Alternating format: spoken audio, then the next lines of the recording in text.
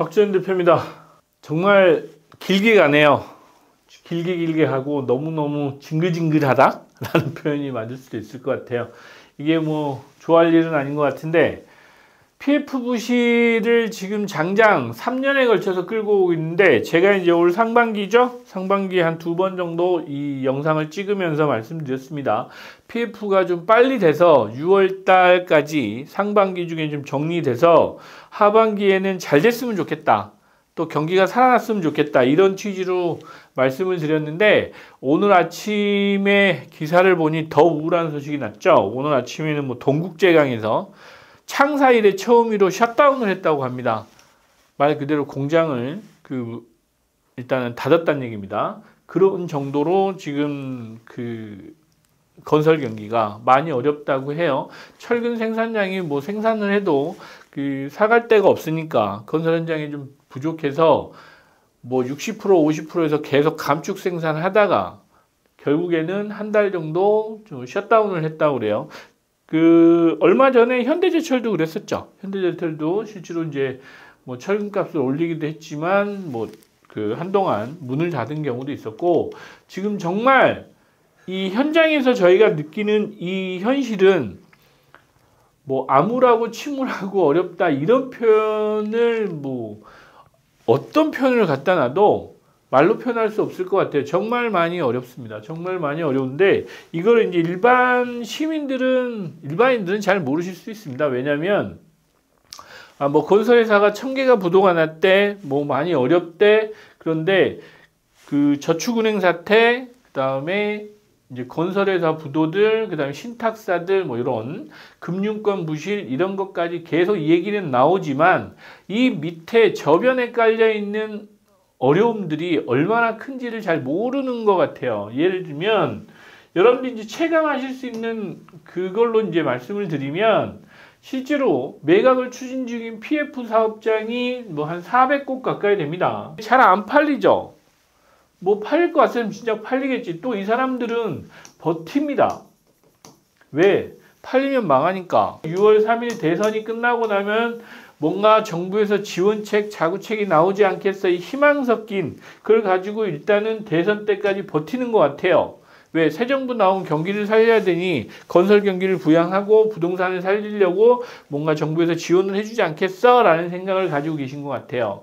그러다 보니 이제 여기 지금 상호금융 쪽 6.7조 이런 잔액들이 많이 있죠. 이제 버티는 겁니다, 이게.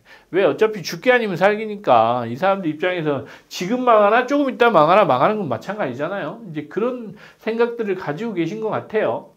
실제로 지금 정부에서도 모 언론은 정부의 좀 호의적인 언론 같은 경우는 50% 가까이 상반기 중에 정리를 했습니다. 이렇게 이제 하는 언론사도 있고, 또 어떤 언론사는 상반기 중 50% 정도밖에 안 됐어요 라는 뉘앙스로 하는 언론사도 있어요. 실제로. 그러다 보면 결국은 23조 가까이 되는 이런 부실 사업장들을 어떻게 할 거냐는 거죠. 상반기 중에 12조를 정리하고 하반기에 11조 조금 넘는 그런 정도 부실하겠다는데, 이건 또 하반기 가봐야 되는 문제인데, 문제는 그렇습니다. 제가 이제 PF 관련한 거를 이제 가지고 온 거는 지금 상반기든 하반기든 그게 중요한 게 아니고 25년은 끝났다.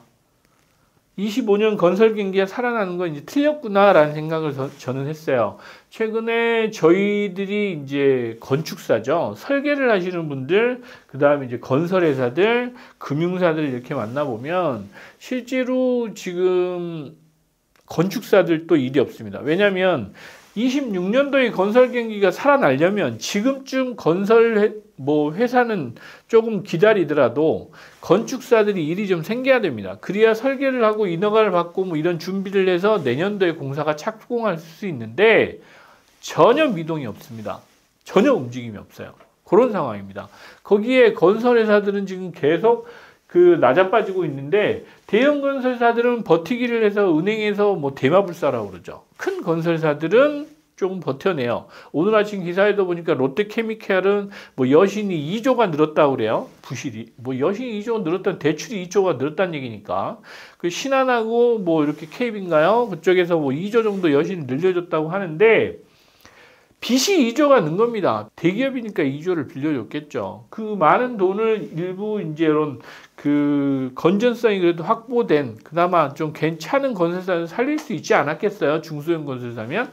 그런데 이제 그거는 롯데케미칼 하나를 살리겠다라고 해서 2조가 거기 돈이 들어간 거잖아요. 그럼 거기 들어간 2조 여신 때문에 다른 데 돈이 못 갔을 거니까. 그럼 건설사들은 망하겠지 뭐. 그죠? 그래서 1분기 때 뭐 1000개 이상 건설사가 부도 났다는데 2분기는 몇 개가 날지 모르겠어요. 문제는 3, 4분기도 계속 이런 형태로 가지 않겠나. 말은 재구조화입니다. 재구조화라고 하는 얘기가 뭐냐면 자, 니네들 상반기까지 보고 하반기 때는 살아날지 안 살아날지 다시 보겠어 라는 의미도 있을 거예요. 그러나 이때는 이제 정부가 바뀌든지 대선이 끝나고 난 이후라 어떤 상황이 벌어질지 모르겠는데 자, 정리할 건 정리를 해야죠. 근데 정리할 건 정리를 해야 되는데 이해관계들이 여러 가지가 얽혀 있으니까 왜? 저 거대한 위쪽에 이제 이렇게 그 세상을 또 움직이시는 분들 있잖아요. 그런 분들의 이해관계들이 다각도로 관계돼 있다 보니까 쉽게 정리를 못하는 것 같아요. 근데 이 상황이 이렇게 가면 정말 대한민국 큰일 납니다. 정말 대한민국 큰일 납니다. 이렇게 계속 가다가는 예를 들면 동국제강도 한 달씩 공장을 셧다운한다? 그렇다고 그 다음 달에 뭐 두 번째 달에 2달째 되는데 다시 재개하겠다가 아니고 한 달 일단 셧다운하고 보겠다라는 거잖아요. 그러면 지금 이제 5월이니까 6월달 셧다운 했는데 6월달도 상황이 보니 별거 없네. 그럼 7월달 셧다운하고 1년 12달 중에 2달, 3달씩 공장을 문을 닫아버리면 그 회사가 존치를 하겠습니까? 쉽지 않죠. 이제 이런 상황이 벌어지면 실업사태, 뭐 우리가 흔한 말로 IMF처럼 이런 그 극단적인 상황도 뭐 예상할 수 없는 건 아닌 것 같아요. 그렇게 이제 좀 어려워지는 것 같습니다. 많이 씁쓸합니다. 그래서 이 일을 어떻게 해결할지는 모르겠지만 대선이 끝나고 나면 정말 좀 빠르게 좀 뭐 그 버릴 걸 버리지 말자는 얘기를 하는 게 아닙니다. 버릴 거면 빨리 정리를 하고 다시 새롭게 시작하자라는 말씀을 드리고 싶었어요. 26년도까지 이런 상황으로 가면 정말 대한민국 국민들 피폐해집니다.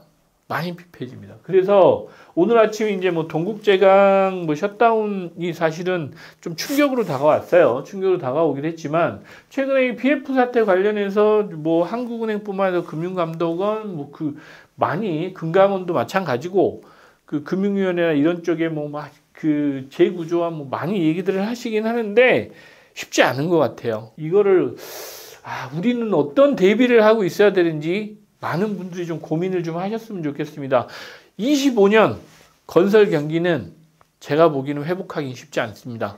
그래서 여러분들이 그거를 이해하셨다면 조금 생존 방안을 미리 좀 찾으시고 좀 허리띠를 졸라매고 계시다면 좀 더 바짝 좀 졸라매서 생존하는 방법을 미리 좀 고민을 하시길 바랍니다. 제가 보기에는 이 상황으로 가면 뭐 중소형 건설사들 뿐만 아니고 중소형 그 건축사 포함해서 많아요. 그런 차원에서 좀 우울한 소식이긴 하지만 어찌됐건 우리는 살아남아야 되니까 그런 측면에서 여러분들이 이런 상황을 좀 이해하시고 또 준비를 좀 하시면서 대비를 좀 잘 하시길 바랍니다. 네, 감사합니다.